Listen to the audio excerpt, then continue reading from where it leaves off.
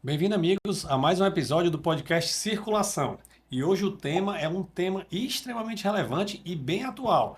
Nós vamos falar sobre cirurgia bariátrica e sobre o emagrecimento sustentável, não só como perder esse peso. Conta pra gente, Marta, quem veio com a gente? É isso aí, André. Hoje a gente está com dois convidados, o Dr. Leonardo Brito, cirurgião geral pelo Hospital Geral César Carlos, pós-graduado em cirurgia bariátrica pelo Hospital Alemão Oswaldo Cruz, e tem 8 anos e que trabalha com esse foco, né, em equipes de cirurgia bariátrica. A doutora Melissa Salgado, anestesista, formada pelo Instituto José Frota, nutróloga com o título pela Abram, e há 9 anos também trabalhando em equipes de cirurgia bariátrica e metabólica. Eu vou aproveitar nesse momento para a gente deixar também o arroba deles antes deles se apresentarem, né? O arroba do Dr. Leonardo Brito e a arroba doutora Melissa Salgado.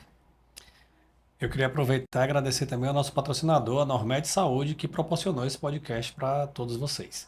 Vamos entrar no tema então, né? A gente vai tentar contextualizar um pouco para falar um pouco de obesidade, né? E do que nós íamos falar sobre as cirurgias ou os métodos de emagrecimento. E vamos deixar os nossos convidados também falar, né? Porque afinal só quem falou foi a gente até agora. Vai lá, Leonardo, contextualiza um pouco da obesidade, da onde vem esse teu interesse, como é que você entrou nesse tema? Olá, amigos. Gostaria de agradecer o convite por estar aqui nessa mesa tão seleta, falando um pouco sobre um tema tão importante, né, e que eu tenho a oportunidade de trabalhar há 8 anos, que é o manejo da obesidade, né, tratamento clínico e cirúrgico dessa doença que é tão complexa e que acomete tantas pessoas aqui no Brasil e no mundo. Também queria agradecer por estar aqui. É, e, assim, falar de obesidade meu trabalho há 9 anos, né? Primeiro como anestesista, né? Trabalhando com cirurgia bariátrica. E eu fiquei tão,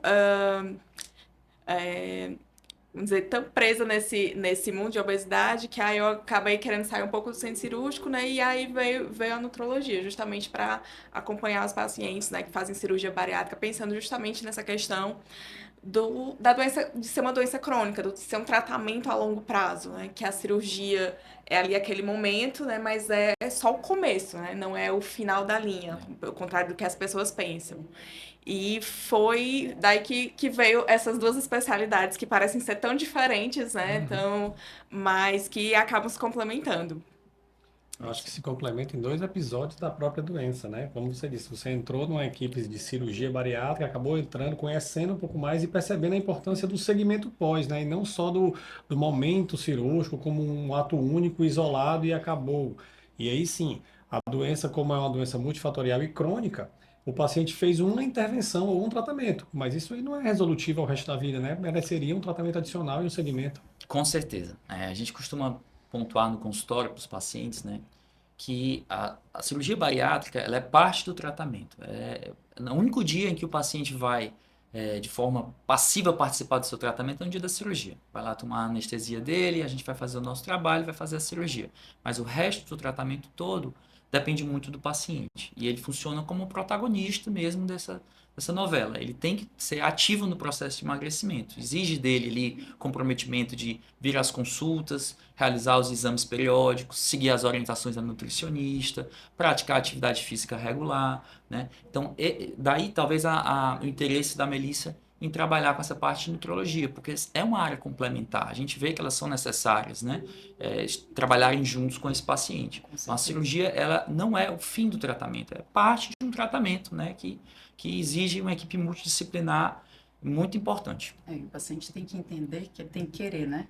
Tem que Nada, que não adianta, né? Você ir lá, vou passar na consulta com o bariátrico, eu vou me operar, mas se ele não fizer, né, resultado nenhum vai ser efetivo, né, a longo prazo. A paciente entender, né, a cirurgia como uma ferramenta, né? Assim como qualquer outro tratamento, como as medicações também, né? Eles não são emagrecedores, né? As pessoas gostam de chamar canetinha emagrecedora, cirurgia para perder peso, mas na verdade são umas ferramentas que é para permitir que o paciente siga aquele caminho, né? Que ele consiga mudar o estilo de vida dele. Porque a gente tem que abandonar aquela ideia, né, de falta de foco, fé e força, né? A pessoa, ela tem realmente uma doença, ela não muda porque ela não quer, porque ela realmente não consegue. E a cirurgia vai entrar como uma ferramenta poderosa, né? A gente tem que, ainda hoje, ainda é o que tem de mais eficaz no tratamento da obesidade. E os pacientes eles têm que entender que a questão da obesidade, no caso, né, do processo de emagrecer, não é só uma queixa estética, né? Eles têm que De entender forma que alguma. tem as doenças associadas, que na verdade, eu acho que talvez você vai falar melhor, Leonardo, sobre isso, que a maior indicação nem é só o peso em si, são as doenças que estão associadas, né? Fala um Isso, pouquinho com sobre certeza, isso. né? Acredito que a obesidade, ela ganhou um foco maior nos últimos anos, principalmente na época da pandemia, Uhum. né? A gente viu ali que no auge da pandemia, do Covid-19, o perfil de pacientes que mais complicava, que tinha uma evolução pior, eram os idosos, os portadores de diabetes e os pacientes jovens portadores de obesidade. Por que será disso, né? A gente sabe que a obesidade, ela está associada a uma série de outras doenças que vêm junto com ela, né? Hipertensão, esteatose hepática, que é o acúmulo de gordura no fígado, né? Pré-diabetes ou a própria diabetes está associada, né? A gente tem até um termo, né, Melissa, que associa a diabetes e a obesidade, que é a diabesidade, né? Porque elas estão muito linkadas, né? Então, as doenças que vêm junto com a obesidade, elas comprometem a qualidade de vida, a expectativa de vida, né, do paciente. Está associada a riscos maiores de eventos cardioembólicos, né, AVC, infarto, né, e isso é isso que a gente tenta passar para o nosso paciente. Não é uma questão de estética, de gostar do seu corpo, de se aceitar, como às vezes as pessoas, não, mas ele tem obesidade, ele tem que se aceitar, tem que ser feliz como ele é. Não é bem assim, né? Aquele corpo, ele vem, carrega com ele uma série de riscos. E a gente não pode fechar os olhos para isso. A gente tem que alertar os nossos pacientes sobre os desfechos negativos que podem vir associados a essa doença.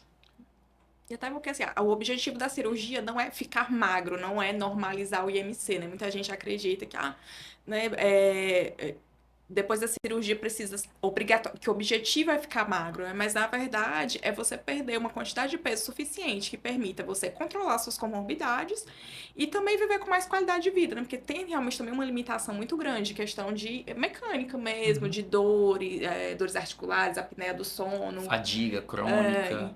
então, não é ficar magro, né? Lógico que a autoestima é importante, claro, né? A pessoa tem que entender é ter saúde, né? É. Esse é o objetivo, né? Exatamente. O que a gente pensa, na verdade, é que o paciente, quando chega na obesidade, geralmente ele não nasce obeso, né? Ele vai aumentando de Isso. peso paulatinamente. E muitas vezes esses pacientes que falam, mas você tem que se entender, eu estou bem na minha obesidade. Isso. Às vezes ele não percebe essa mudança porque é uma mudança muito lenta e o seu corpo foi se adaptando. Você se adaptou a respirar mal, a dormir mal, a estar cansado, ao peso excessivo e você vai se acostumando. E a partir do momento que muitas vezes você faz algum tratamento mais enfático, ou como um balão, ou como a caneta, ou como uma bariátrica, que você perde muito peso em pouco tempo, você consegue perceber as mudanças que traz. Eu já peguei vários pacientes que emagreceram rapidamente, não importa o tratamento, eles falam, olha, eu não sabia como eu dormia mal, eu não sabia como eu era cansado, eu não sabia o que era isso, porque realmente é muito progressivo, o aumento de peso, é muito lento nessa progressão. O paciente se adapta, ele vai sobrevivendo àquele peso, àquela condição dele, né? Então, exatamente o que você falou. O paciente, particularmente essa semana mesmo, o paciente no consultório me falou essas mesmas palavras que você me disse aqui. Não, doutor, eu tô bem. Eu tava com 140 quilos, mas eu tô bem. Eu sou funcional, eu faço minhas coisas, tudo e tal. Eu disse, olha, amigo, é, se você é porque você não consegue perceber a limitação que você tem hoje porque você se adaptou. Mas a partir do momento em que ele perder ali 30, 40 quilos, você vai dizer, nossa, doutor, como eu vivo melhor hoje, como eu durmo bem, como eu tenho mais disposição, acordo bem para trabalhar, sou mais produtivo, né? Com certeza. E além disso, né, Leonardo, o que a gente sabe também, né, a sobrevida média do paciente que tem obesidade avançada, não é o sobrepeso leve, não estamos Isso. falando do paciente que está um pouquinho acima do peso, mas um paciente que tem obesidade avançada, ele tem historicamente ou estatisticamente perda de sobrevida, né, de qualidade de vida final, que são as complicações, e de mortalidade. A A mortalidade é mais expectativa cedo. é 10 anos menor. Expectativa de vida. Até para falando um pouco de dados, né, o que eu peguei aqui, saí captando aí da internet, e que 1 em cada 8 pessoas no mundo hoje tem algum grau de obesidade. Isso é dados de 2022 da OMS. E que a projeção para 2025 é que mais da metade da população adulta do mundo vai ter algum grau de sobrepeso ou obesidade. E 1/3 dos jovens. Você vê como é um negócio que está globalmente difundido. Isso eu entro num outro tema que eu acho interessante.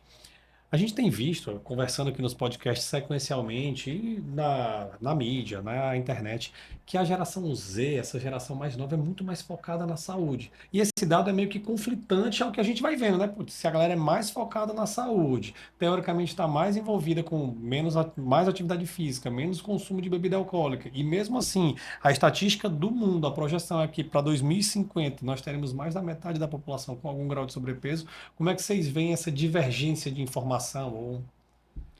Eu acho que assim, essa coisa da geração saúde tem um pouco de mito, assim, daquelas.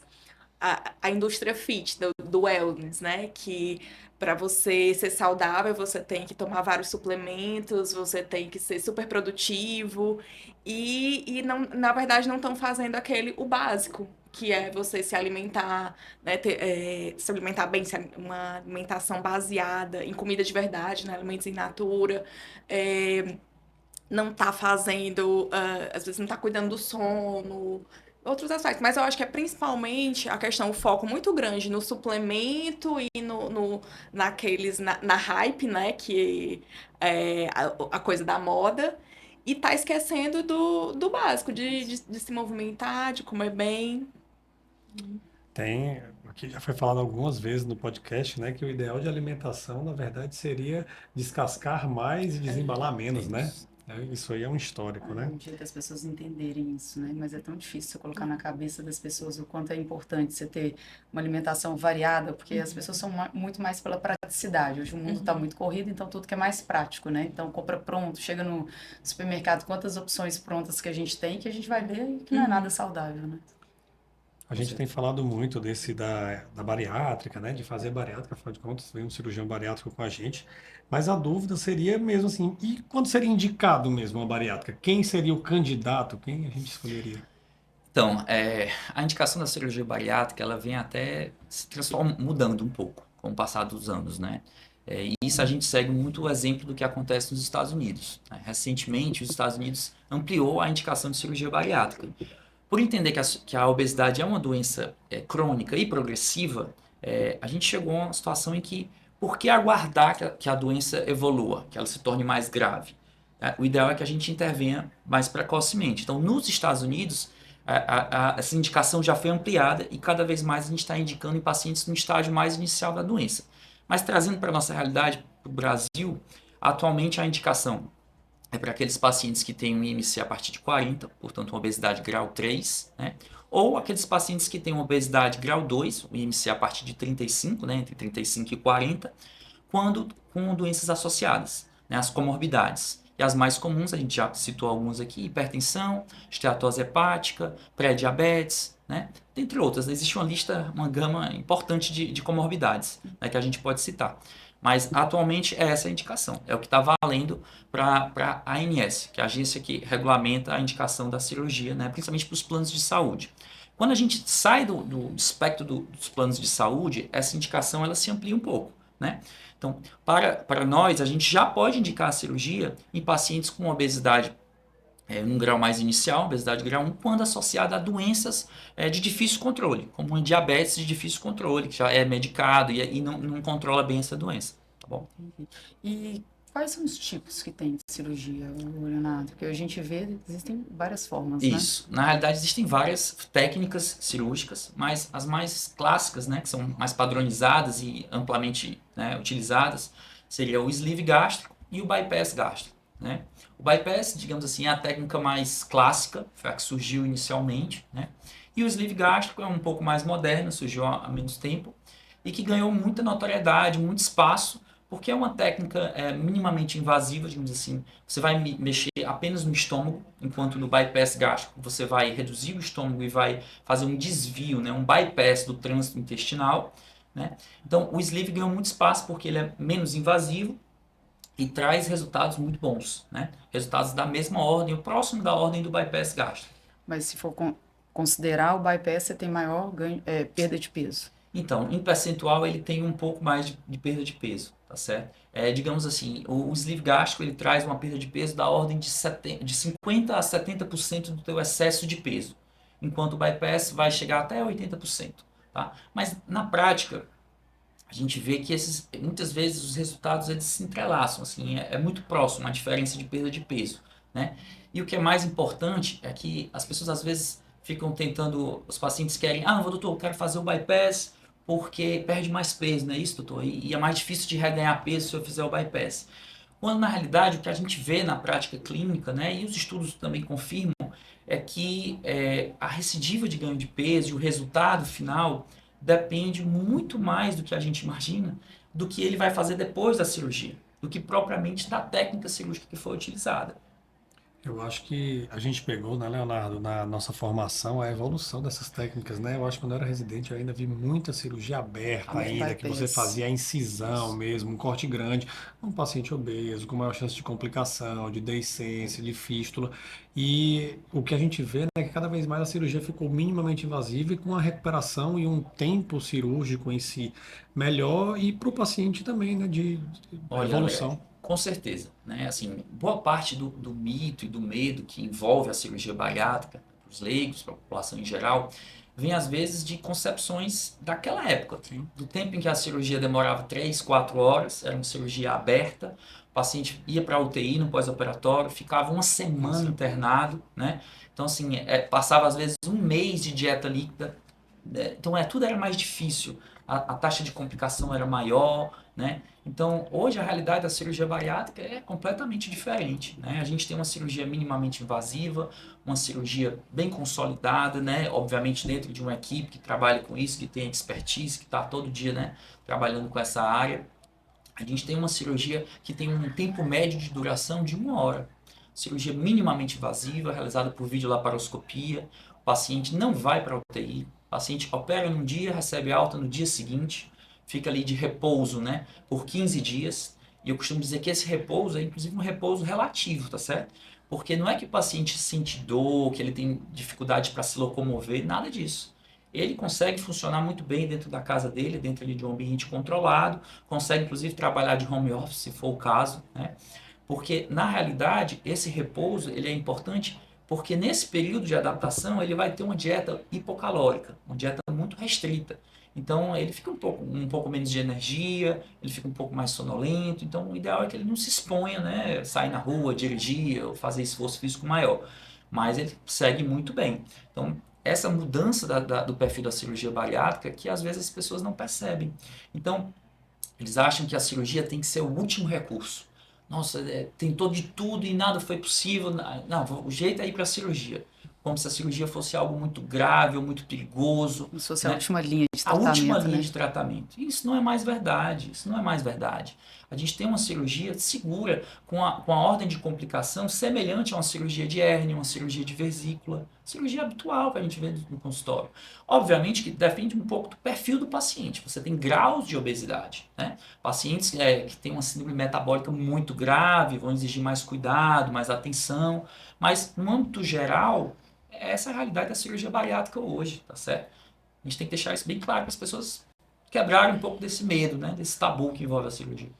Acho que além da evolução da técnica, teve também a evolução do cuidado pós-operatório.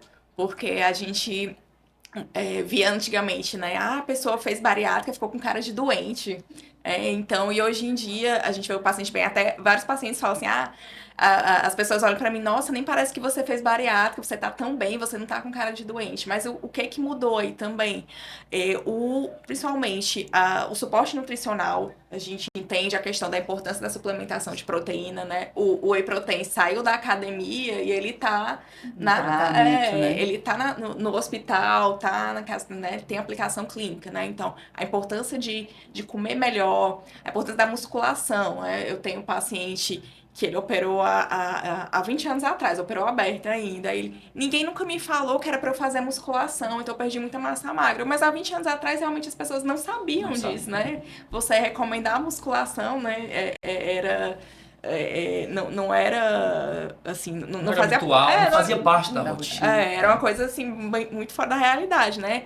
Então, esse cuidado é essencial também para diminuição de complicação, mas também para o resultado a longo prazo, tanto de manutenção de peso, ou como ir também, né, que as pessoas dizem, vai para os dois extremos, né? Ou reganha o peso, ou então fica desnutrido, doente. Então, esse suporte realmente, juntamente com a evolução da técnica, né, da especialização da equipe, né, da preparação da equipe multiprofissional como um todo, tudo isso contribuiu para o bom resultado que a gente tem atualmente. Eu acho, né, Melissa, que é exatamente a parte dos protocolos, né? No começo ainda estavam se formando os protocolos bem firmados, até as equipes, a parte onde você entra com a parte de nutrologia, de fazer um bom preparo prévio do paciente à cirurgia, porque muitas vezes esse paciente que está obeso, nem sempre ele está bem nutrido, né? A ideia de nutrição prévia, de passar no nutrólogo, de ter toda uma orientação, além da que já existia naquela época, que já existia a parte psicológica, a parte de nutrição que era obrigatório passar, mas eu acho que vocês, como nutrologia, entrando nesse setor, ajudou.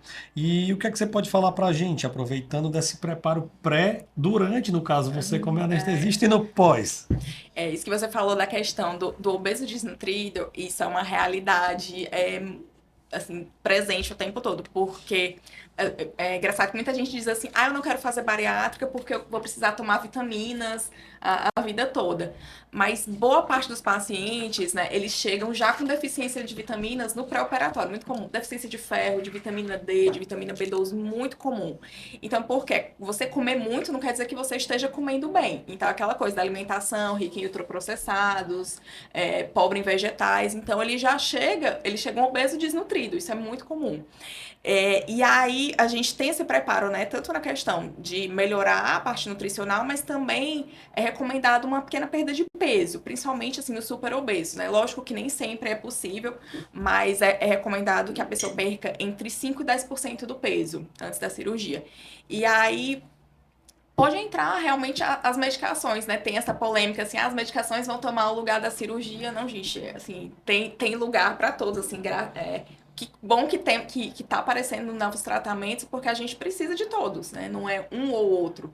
Então, assim, às vezes um paciente super obeso, a gente pode fazer alguns meses de tratamento, né, com medicação para ele perder lá aqueles 10, 15 quilos, que isso faz uma diferença grande na cirurgia, fica melhor, muito melhor para operar, a gordura desinflama, o fígado diminui de tamanho, né, fica muito mais, facilita o trabalho do cirurgião.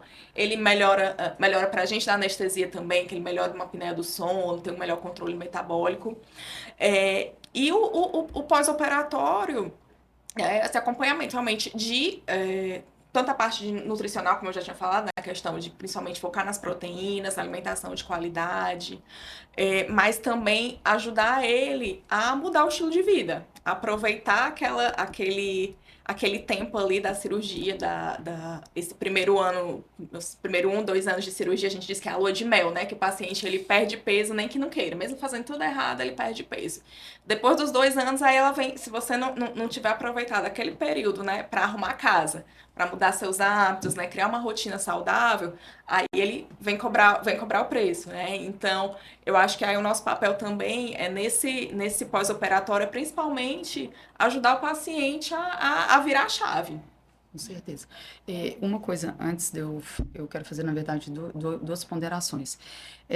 Sobre a questão psicológica do paciente. O que a gente observa muito, que você tinha falado um pouco antes, sobre a questão do reganho, né? Enfim, eu acho que o paciente que é candidato à cirurgia bariátrica, ele tem que estar muito bem preparado psicologicamente, porque a cabeça é uma cabeça de quem come muito, é uma cabeça preparada para aquilo.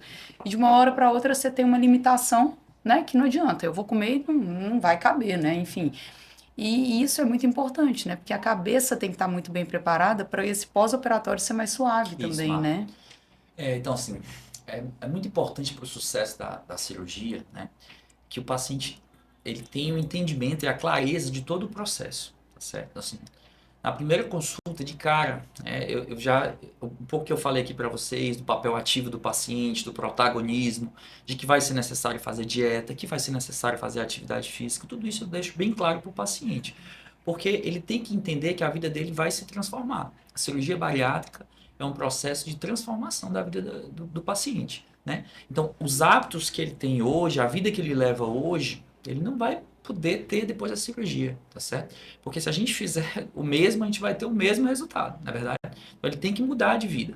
Então, é um passo importante, é uma decisão importante. Então, às vezes, a gente vê muita hesitação no consultório, paciente que inicia o processo, é muito comum, inicia o processo da cirurgia bariátrica, fez tudo, estava lá nos finalmente para fazer a cirurgia, aí hesita, tem medo e desiste. Aí depois de um ano volta com a doença pior, né, as comorbidades piores, e aí diz, doutor, agora eu realmente tenho que operar, eu entendi que é assim, tal, tal, tal.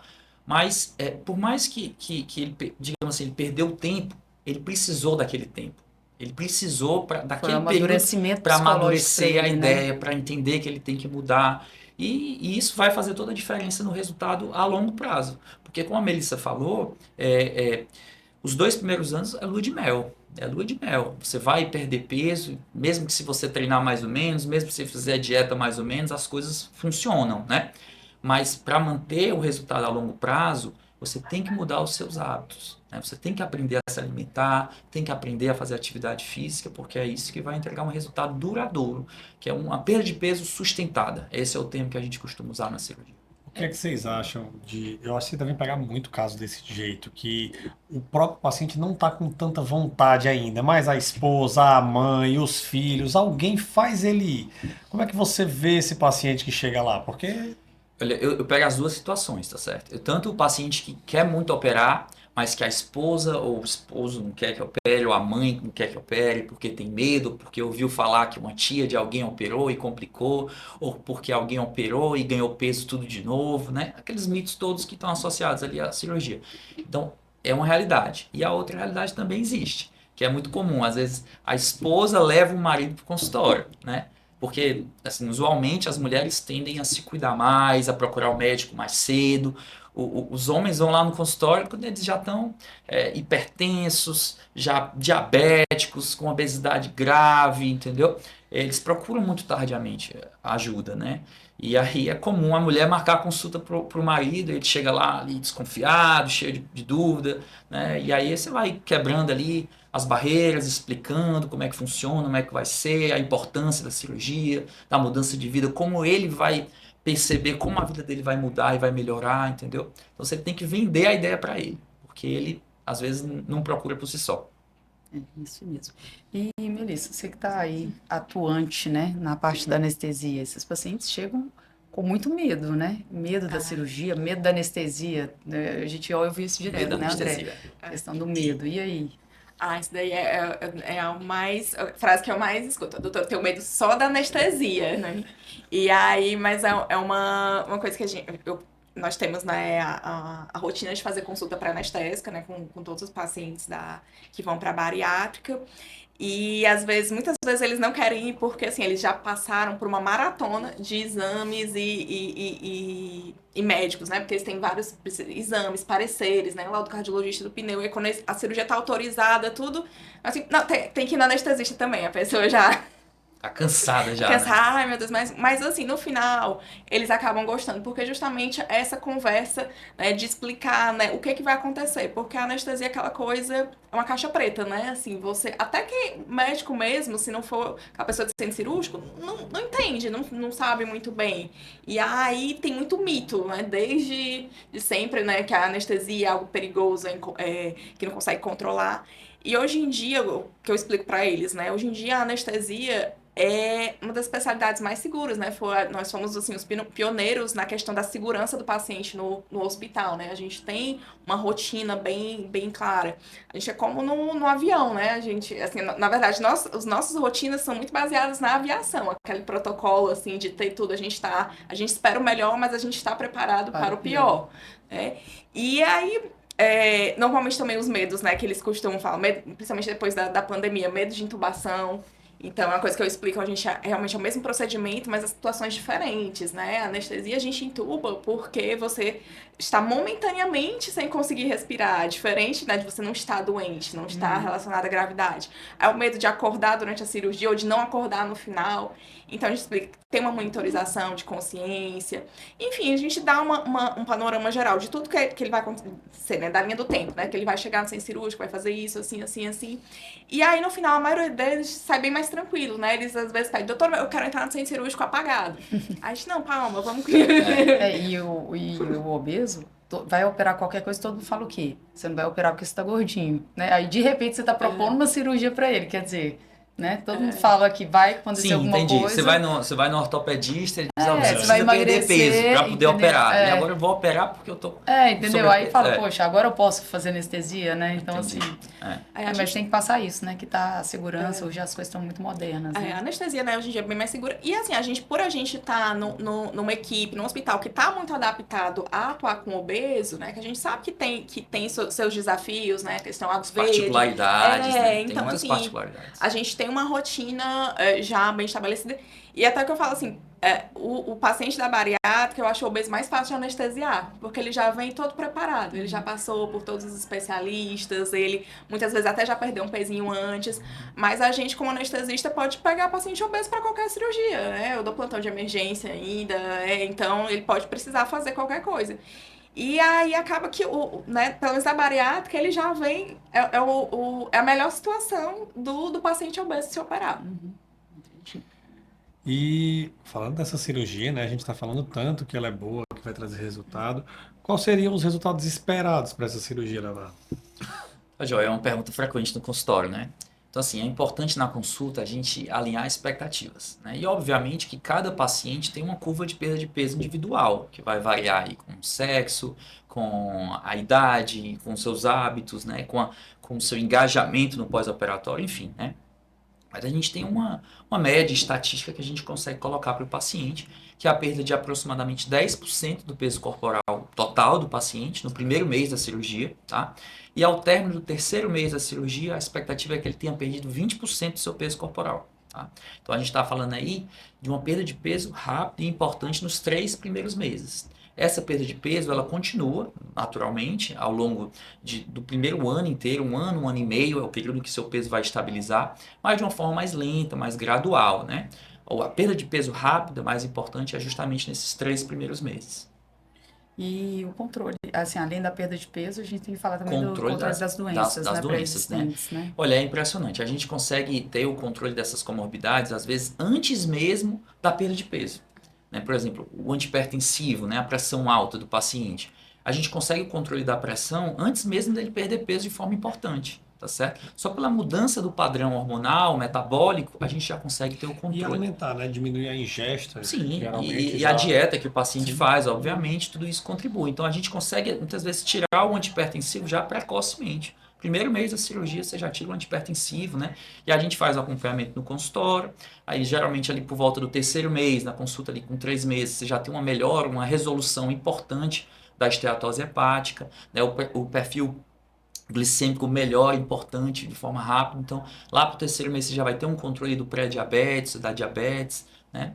Então, a gente tem um controle das comorbidades de forma precoce até. E aí acaba que pode se livrar até dos remédios de diabetes também, né? Com certeza, com Não certeza. só da pressão, diabetes, ou seja, uma melhora Então, assim, total até aí, a gente falou que, é uma das perguntas, dos mitos da cirurgia, né?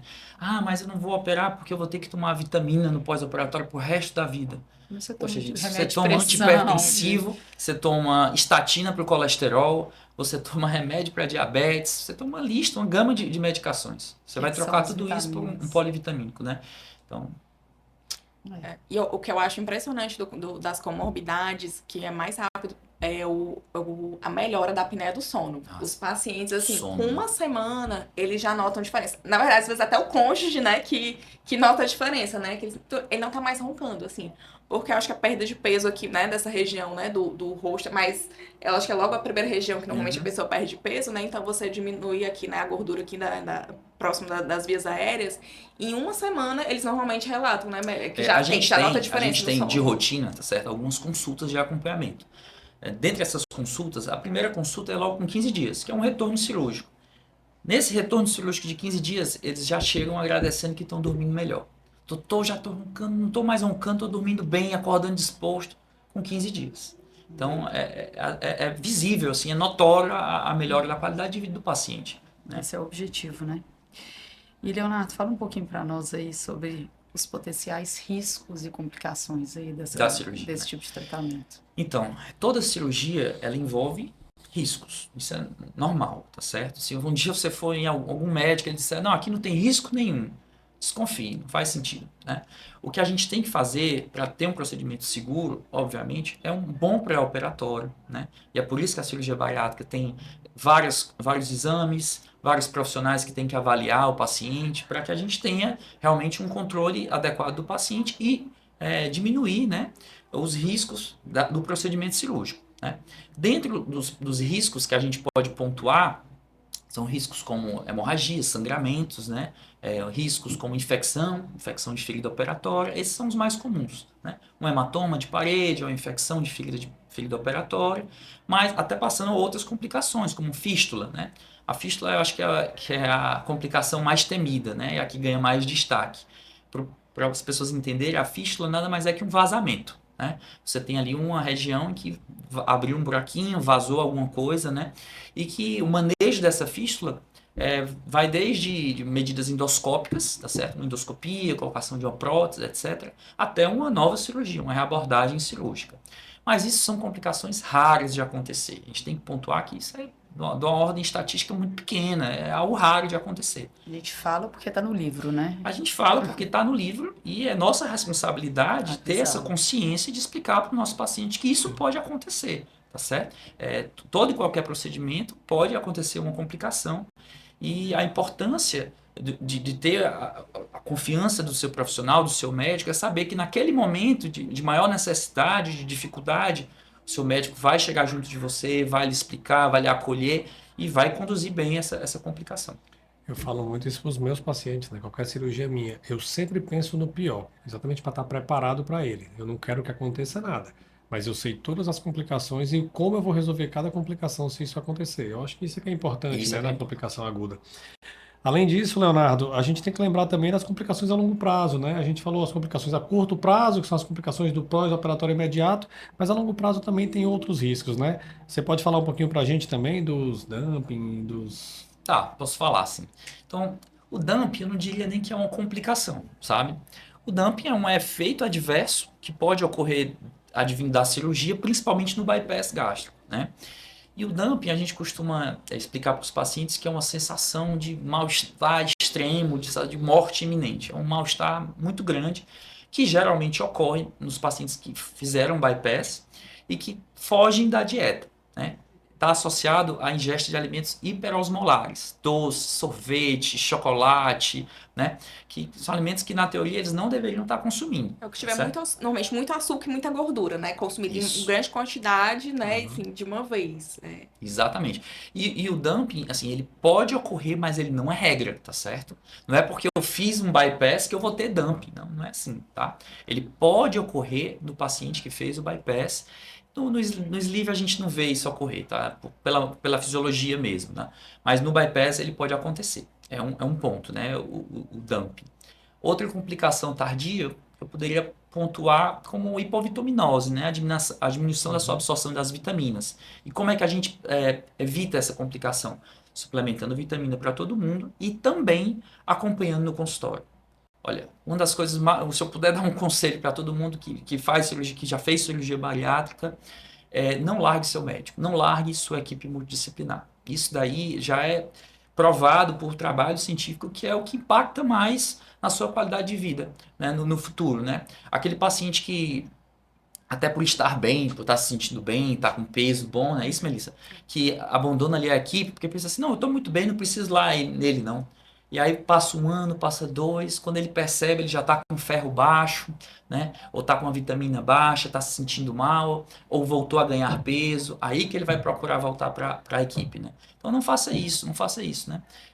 Procure acompanhar direitinho com a sua equipe. Depois do primeiro ano da cirurgia, uma vez ao ano é suficiente, né? Obviamente pode ser necessário mais vezes por alguma particularidade, mas em geral, uma vez ao ano, vá lá no seu médico, dose suas vitaminas, veja como está seu ferro, faça seus exames todos regulares. Já que você falou sobre o reganho, né? O que justifica esse reganho? Só hábitos do paciente ou alguma coisa da técnica ou da própria cirurgia em si? Então, em primeiro lugar, a gente tem que pontuar que a cirurgia, né, ela não é a cura da obesidade. É outro ponto que eu sempre falo nas minhas consultas. Todas as terapias, todas as ferramentas que a gente utiliza para tratar a obesidade, elas buscam o controle da doença. Não existe cura da obesidade, existe o controle da doença. E qual é a grande diferença entre cura e obesidade? Naturalmente, no ser humano, quando a gente fala de cura, não, estou curado, o que você pensa? Poxa, nunca mais eu vou voltar a ganhar peso, eu vou lavar as mãos, eu me sinto tão confortável que eu relaxo, né? E esse é o caminho que desanda, tá? Então, a gente tem que ter essa consciência, que seja a cirurgia, seja as medicações, né, tudo busca o controle da obesidade, não a cura. É questão, assim, do reganho, o que é muito comum, né? O paciente, ele realmente não consegue comer um grande volume de alimento, mas ele, às vezes, tem um comportamento beliscador. Um pouquinho aqui, um pouquinho ali. Coisa que até, às vezes, ele chega, eu como muito pouco, eu não como quase nada. Ele, às vezes, o beliscado é tão automático que ele mesmo, ele realmente não lembra. Não é que ele esteja mentindo pra gente, dizendo que não comeu, mas é algo que vai muito no automático. Então, e eles acabam comendo alimentos de alta densidade calórica, ou seja, muita caloria em uma pequena quantidade. É igual o caso que bebe leite condensado, né? Exatamente. Então, assim, normalmente é isso, não é que a pessoa está comendo muito, ela come pouco, mas alimentos come errado, né? O ato de beliscar, nessa coisa, os alimentos ultraprocessados, porque justamente vai entrar nessa questão da densidade calórica, né? Que não vão dar saciedade. E a outra coisa é a questão emocional, né? Eu digo sempre assim, a gente tem vários tipos de fome, né? A gente tem a fome física, essa a cirurgia trata. Mas a gente tem a fome emocional, que a cirurgia não conserta isso, né? Então, a questão de você estabelecer uma boa relação com a comida, terapia, medicação quando necessário, essa parte é para sempre, né? Não tem como fugir. Já que a gente entrou nesse tema de medicação, né? Eu vou aproveitar para a gente puxar o próximo link, né?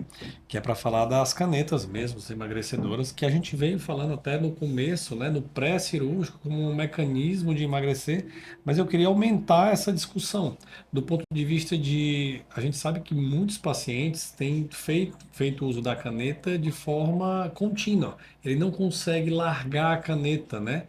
E como vocês veem isso, como a cirurgia sendo uma ajuda para esse paciente, já que ele conseguiria manter a longo prazo e talvez fosse até, de certo modo, uma análise mais barato isso? Tá. Eu vou contemporizar um pouco para as pessoas entenderem, né? A caneta emagrecedora, né, nada mais é que um análogo hormonal, né? É o análogo do GLP-1. GLP-1 é um hormônio, uma incretina que a gente chama, que é produzido pelo nosso trato digestivo, estômago, pelo intestino, né? E esse hormônio ele desempenha no nosso corpo um papel muito importante para o controle da fome e da saciedade. Ele é produzido no trato digestivo, ele vai agir lá no hipotálamo, lá no centro da fome, estimulando a fome ou a saciedade. Então, quando a gente faz uso da canetinha, né, seja do Ozempic, do Wegovy ou do Mounjaro, essas medicações, esses hormônios, eles são hormônios exógenos, análogos sintéticos, que vão atuar ali simulando o hormônio que nós produzimos naturalmente. Na cirurgia bariátrica, com as mudanças anatômicas, né, as transformações que a gente faz na cirurgia, a gente estimula uma produção fisiológica nossa mesmo desses hormônios. Então, na prática, são dois caminhos. Na cirurgia bariátrica, você vai estar estimulando a sua síntese própria desses hormônios e nas medicações você vai estar injetando ali, né, mensalmente ou semanalmente essa droga, essa medicação. Mas, por exemplo, a gente pode acreditar que essas canetas emagrecedoras substituem a cirurgia? Essa é a dúvida, né, de $1 milhão. Eu acho que isso é uma grande questão, ou mais, até né? $1 bilhão, eu diria. Então, assim, isso é tema de discussão, de conversa o tempo inteiro, né, no centro cirúrgico e entre os outros profissionais. Na minha opinião, eu acredito que não, certo? Pelo menos não no futuro próximo, tá certo? Porque o que acontece? A gente tem que entender que apesar dos resultados muito bons das medicações, toda medicação ela tem um espectro de ação, de resultado, né? A gente não pode esperar que todos os pacientes respondam muito bem a essa medicação. Começa por aí. Sempre haverá pacientes que vão responder mal, que não toleram os efeitos adversos, né? Que não tem uma perda de peso efetiva. Então, isso é um ponto, né? E um outro ponto que a gente tem que considerar é o custo dessas medicações, né? Então, saiu um trabalho recente no JAMA, no jornal médico, que provou o que a gente já tinha em mente, que é a comparação entre a eficácia, né, o resultado que entrega, e o custo dessa ferramenta, né? Quando a gente compara a cirurgia bariátrica e compara as canetinhas, né, as medicações, o custo-efetividade da cirurgia bariátrica é muito maior. Tá? Porque essas medicações, lembrem, são medicações de uso contínuo. A doença é uma doença crônica.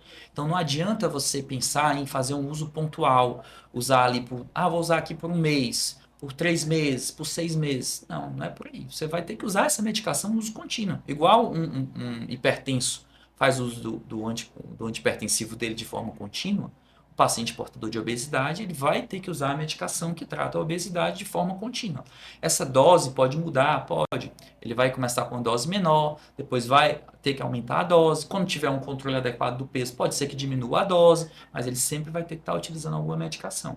Quando a gente suspende o uso dessa medicação, quando eu não tenho mais esse hormônio exógeno sendo aplicado, né, a perspectiva é que você volte a ganhar peso. Tá? Então, assim, é importante você ter isso em mente para você pensar no custo a longo prazo. Exato. Dessa estratégia, né? Tem até o problema que a gente falou no início também, todo o preparo psicológico para aquilo, né?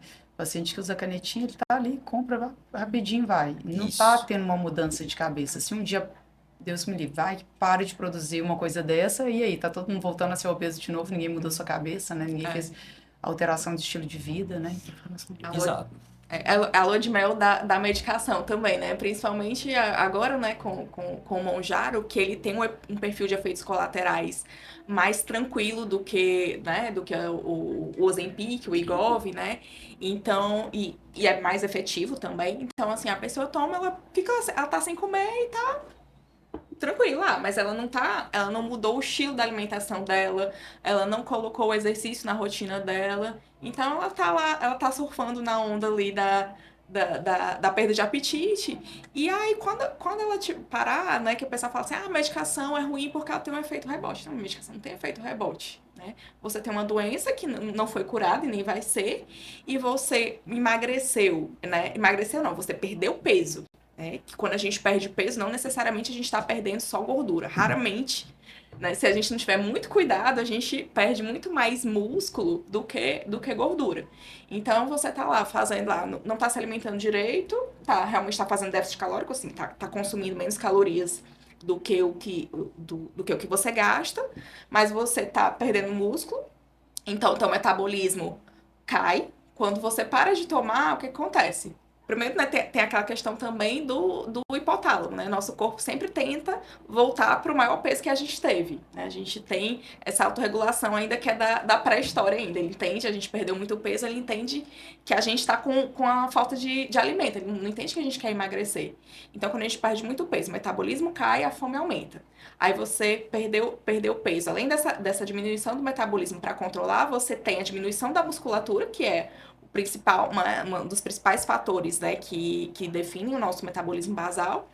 Então, você quando você vai reengordar, né, quando você para a medicação, você reengorda e reengorda mais gordura do que músculo, né? Porque perder músculo é fácil, ganhar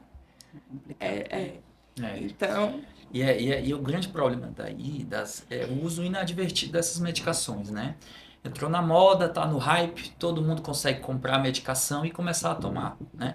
Mas não faz a outra parte do tratamento. Então a medicação ela é excelente, mas ela deve ser acompanhada por um profissional, né, qualificado, que saiba manejar essa medicação, ajuste de dose, controlar efeitos colaterais, né, orientar o paciente. Então, assim, o uso tem que ser feito da forma adequada. Porque a gente vê cada loucura aí no mundo, assim, pessoas que estão negociando a dose da medicação. Vale tudo, Qual o né? Hoje, tipo, o sentido, padrão qual da é o beleza, sentido né? de você tomar uma dose isolada dessa medicação? Não faz o menor sentido. É uma doença crônica, gente. Você tem que usar uso contínuo. Você tomar uma dose avulsa dessa medicação, você vai estar ali jogando dinheiro fora. Porque não vai resolver o seu problema. Você vai voltar a ganhar peso depois novamente, entendeu? Então, esse uso inadvertido, de qualquer forma, ele está associado a riscos graves de saúde. Você pode se complicar, você pode ter um problema sério. Então, vai desde uma dose inadvertida, toma de qualquer jeito, ou fraciona a dose, ou em vez de tomar semanalmente, quer tomar todo dia, aí quer tomar com clique, em vez de tomar a dose correta. Gente, essa medicação ela foi estudada, pesquisada, perfil de segurança, teste, tudo para que ela seja utilizada naquela posologia que ela foi estudada. Não faz sentido do nada você começar a tomar uma medicação que é para ser feita de forma semanal, diariamente. Ou de 15 em 15 dias, ou com doses que variam de um dia para o outro. Então, assim, tem que ter muita cautela no uso dessa medicação. Eu acho que até por isso que teve as mudanças de prescrição, né? Que antes era prescrição aberta, receituário simples, e o Ministério da Saúde obrigou a ser o branco carbonado para pelo menos exigir retenção de receita e que um médico carimbe que alguém esteja avaliando isso.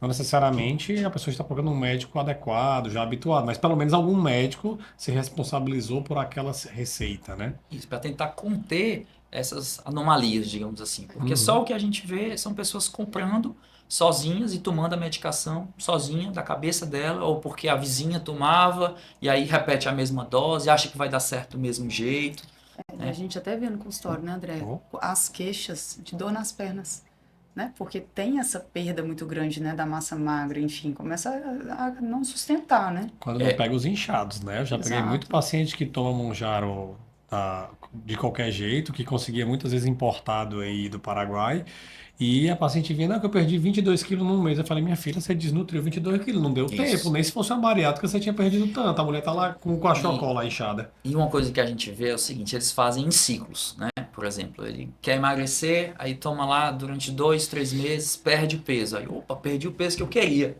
Aí para de tomar a medicação. Aí volta a ganhar peso. Aí depois o cara perde peso de novo. Aí toma de novo, volta a emagrecer. Mas aí é um detalhe, uma coisa é perder peso, outra coisa é emagrecer. A doutora Melissa falou aqui, né? O que eles perdem é porque quando ele ciclou ali a medicação, ele vai perder gordura e vai perder massa magra. Aí depois ele para a medicação, volta a ganhar gordura. E aí vai ciclar de novo, perde massa magra e gordura. Então você vai começar a ter uma sarcopenia, uma perda de massa muscular, né?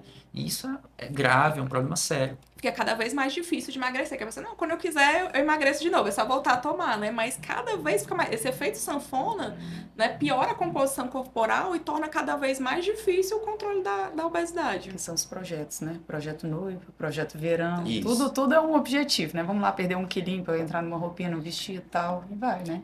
Eu sempre falo para os pacientes, assim, quando começa o processo de assim, ó, você a gente não vai fazer um tratamento de 3 meses para você emagrecer. Não é uma dieta aqui para você emagrecer. É uma dieta para a vida toda. Então, assim, essa dieta aqui, obviamente que a gente tem a dieta pós-cirurgia, que tem a ver com a cicatrização, mas assim, pensando na mudança de vida, né? No emagrecimento de longo prazo. Você comeria assim pelo resto da sua vida, né? Se você não, eu aguento um mês assim. Então, não adianta, né? Você tem que pensar o daqui pra frente, como vai ser a partir de agora. Porque você fazer um período de restrição para depois voltar, não tem sentido. Você vai voltar para esse mesmo ciclo. Melissa, tu tá vendo o uso dessas canetas já no pós-operatório desses pacientes cirúrgicos, tipo como para prevenção de reganho?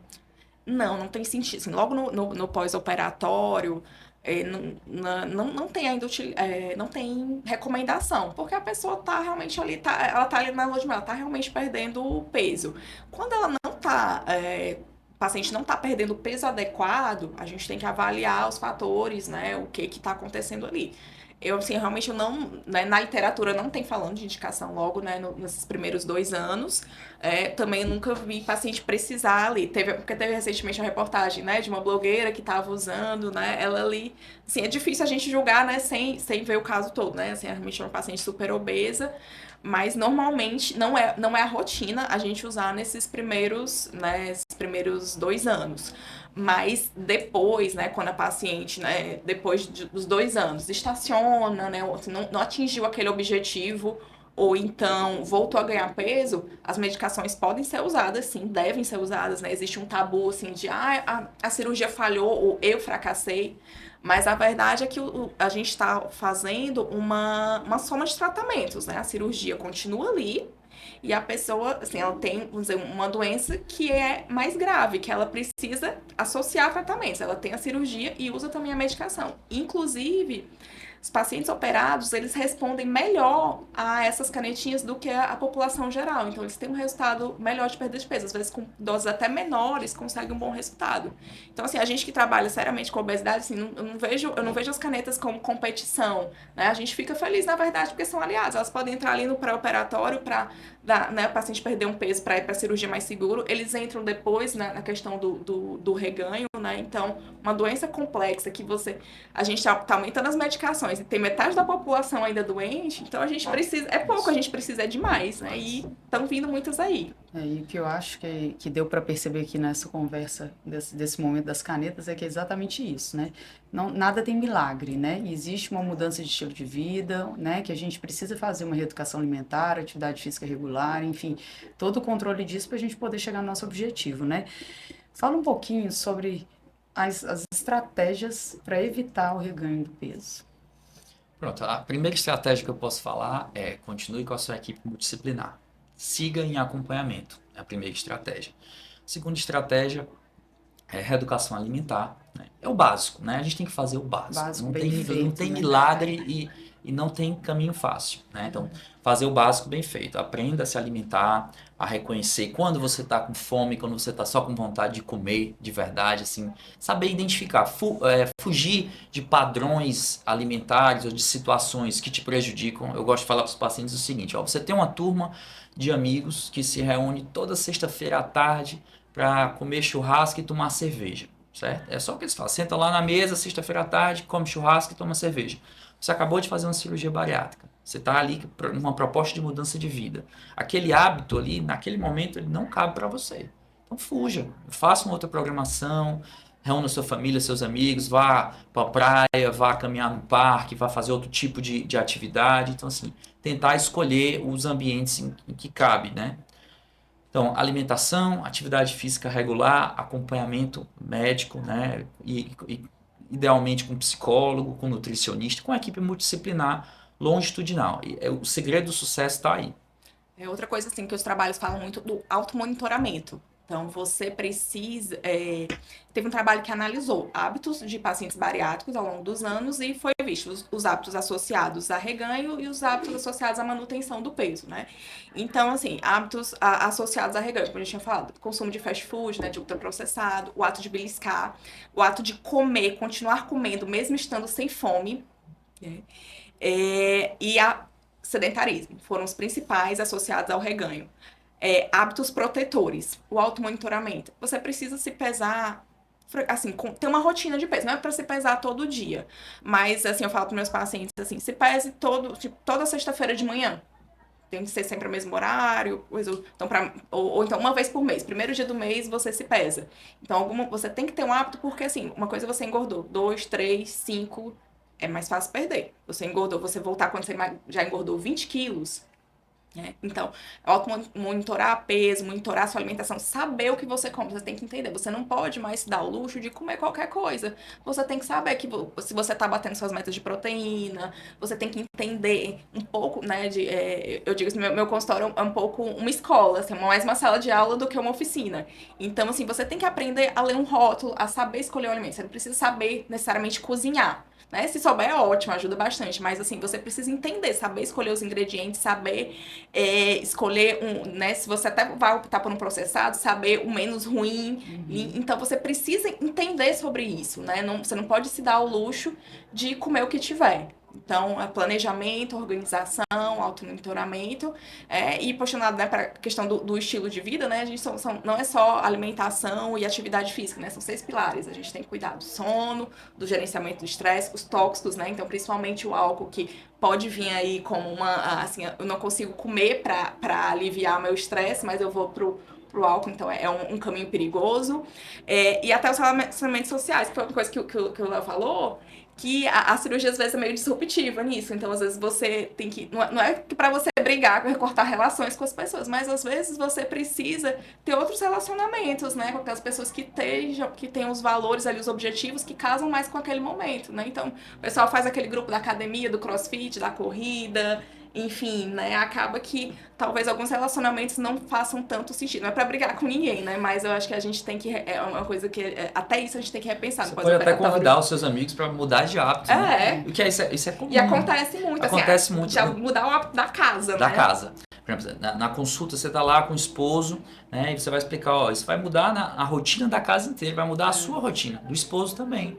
Porque a alimentação vai mudar, os hábitos vão mudar. No domingo, que você passava o dia em casa ali só comendo e vendo TV, negativo. Vamos lá, vamos fazer uma caminhada, vamos na praia, vamos na academia fazer uma atividade física. E ele vai junto. Então isso muda a vida dele também. Acontece. A mulher faz bariátrica e o marido emagrece também. Emagrece também. É a importância de criar novos hábitos sustentáveis, né? E saudáveis, né? Estamos se encaminhando para o final da nossa entrevista, né? Mas a gente sempre tem uma partezinha mais final que é a dos mitos e verdades. A gente sai perguntando e vocês saem só dando as respostas. Eu vou começar. Bariátrica, então, é uma solução mágica? Bem, eu acredito que a gente foi bem claro e a gente deixou isso bem exposto. Não tem atalho, não tem saída fácil, não é solução mágica. Né? Depois da cirurgia, posso comer tudo sem me preocupar em engordar? Pode tudo, mas não deve, né? Moderação, né? Moderação, né? Por exemplo, uma das coisas que as pessoas mais falam é da bebida alcoólica, né? Principalmente os homens, né? Doutor, nunca mais eu vou poder beber na minha vida. Não é bem assim. Mas, principalmente no pós-operatório imediato, de forma alguma, né? Pelo menos 6 meses sem bebida alcoólica, isso é muito importante, até porque não faz sentido você se submeter a uma cirurgia com a proposta de transformar a sua vida, né? E aí você vai lá beber o que a gente chama de caloria vazia, que é uma caloria que não tem nenhum valor nutricional, tá certo? Eu entendo que a gente não bebe pelo valor nutricional, tudo bem, a gente está ali para socializar. Mas naquele momento, né, primeiro ano da cirurgia, vamos focar, se dedicar ao máximo. Então eu acho que é bom afastar esses hábitos, né?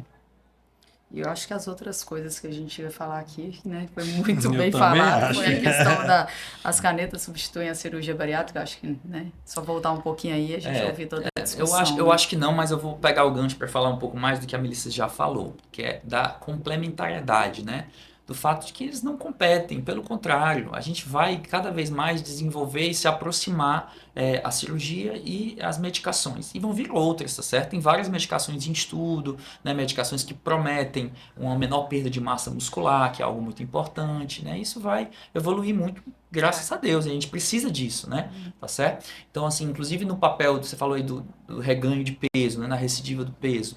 Realmente, nos primeiros anos, a gente não costuma usar, não tem muito esse perfil de utilizar. Mas, no pós-operatório tardio, naquele paciente que começou a voltar a ganhar peso, está tendo muita dificuldade de manter o peso ali, quando ele liga o sinal de alerta ali, quando ele começa a ganhar peso, que a gente fala, se você ganhou mais de 10% do nadir, que a gente chama que é o peso mínimo, você ganhou 10% daquele peso ali, é um sinal de alerta. As coisas não estão funcionando bem. Volte para o seu médico, vamos realinhar as estratégias, ver o que está acontecendo. Às vezes é um momento de vida que você está passando ali, você perdeu o emprego ou mudou de emprego, sua rotina transformou e você não está conseguindo manter hábitos saudáveis, né? E aí numa situação como essa, você pode avaliar o uso de uma medicação que vai te ajudar a voltar ali para o trilho, né? E voltar para os hábitos saudáveis, né? Então, assim, elas podem se ajudar muito uma a outra. Ou seja, depois da cirurgia, não abandone o seu médico também, né? Para Não poder abandone. continuar aí a fazer esse acompanhamento e ter o sucesso, né? Eu queria agradecer vocês por participar do nosso podcast e deixar agora livre para vocês darem uma mensagem final para os nossos espectadores. Cada um Deixa dá a uma Melissa. mensagem. As damas primeiro, vai lá, Melissa. Eu acho que é uma coisa que eu gosto de frisar muito assim, no consultório, nas redes sociais também, cuidado com o canto da sereia, né? Com aqueles tratamentos que parecem, né, mágicos, né? Eu entendo que, assim, para quem viveu a vida toda com obesidade, sabe a dificuldade, quando você escuta, assim, uma solução, você quer se agarrar a ela, né? Por mais... Então, assim, infelizmente, né, não existe solução fácil, né? Não... Né? Mas não precisa ser sofrida, não precisa ser dolorosa, né? Se você tiver uma equipe, né, que lhe dê a mão nesse caminho, né? Não é um caminho fácil, né? Mas encontre pessoas para seguir esse caminho com você. E seja cirurgia, canetas, tem que mudar o estilo, é a base, né? Não existe emagrecimento sustentável sem mudança, assim. Não, a gente não vai ter um resultado diferente fazendo a mesma coisa. E eu quero aproveitar para agradecer esse espaço, né, dizer que é muito importante a gente falar sobre obesidade, né, trazer esse tema à tona e quebrar as barreiras que as pessoas ainda têm sobre essa questão, né. Então, deixar a mensagem: procurem ajuda, procurem tratamento. A obesidade é uma doença séria, doença grave, e que vocês, como a Melissa falou, vocês não precisam fazer tudo sozinhos, entendeu? Não há demérito nenhum em você perder peso por cirurgia ou com uso de medicações. Pelo contrário, significa que você foi inteligente e buscou ajuda, tá certo? Tem esse preconceito assim: ah, fulano emagreceu muito bem, tá ótimo, perdeu 30 quilos. Ah, mas ela fez com cirurgia bariátrica, né? Assim, como se fosse demérito. De forma alguma. E olha o que a gente falou aqui: essa fulana que perdeu 30 quilos, ela tem, pelo contrário, muito mérito, né? Todo o louvor ao esforço que ela teve de tomar uma decisão importante, de seguir, né, as recomendações médicas, prática de atividade física, dieta. Sem isso, ela não teria alcançado esse resultado. Então, a minha mensagem é essa: procurem ajuda, se cuidem, né?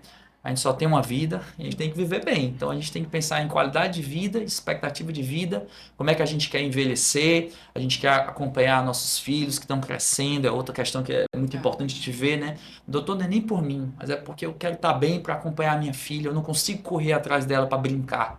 Então, olha que limitação, que sofrimento que essa doença traz, né? Então é uma doença incapacitante, estigmatizante e que tem que ser tratada. Eu queria agradecer então, finalizar o podcast, convidar vocês para seguir o nosso canal, seguir no YouTube, seguir no Instagram e até a próxima.